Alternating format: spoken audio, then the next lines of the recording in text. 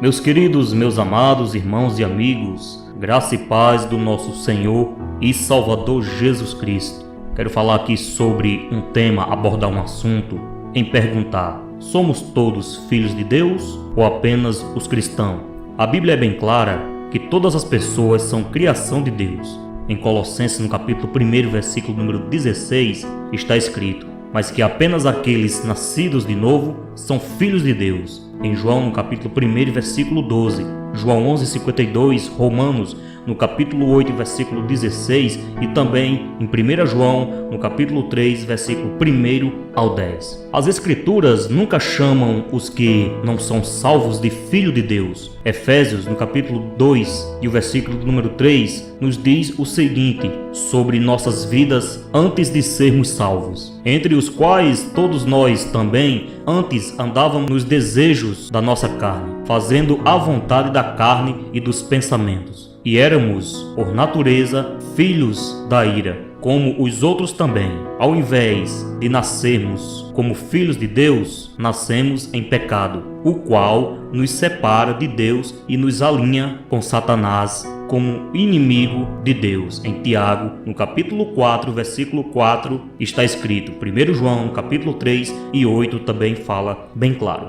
Jesus disse: se Deus fosse de fato vosso Pai, certamente me haveis de amar, porque eu vim de Deus e aqui estou, pois não vim de mim mesmo, mas Ele me enviou. Em João, no capítulo 8, versículo número 42, está escrito. Alguns versículos depois, em João 8:44, Jesus disse aos fariseus: vós sois do diabo, que é o vosso pai, e quereis satisfazer-lhes os desejos. O fato de que aqueles que não são salvos não são filhos de Deus também é visto em 1 João, no capítulo 3 e o versículo número 10. Nisto são manifestos os filhos de Deus e os filhos do diabo. Todo aquele que não pratica justiça não procede de Deus, nem aquele que não ama a seu irmão. Tornamo-nos filhos de Deus quando somos salvos, porque somos adotados à família de Deus através do relacionamento com Jesus Cristo.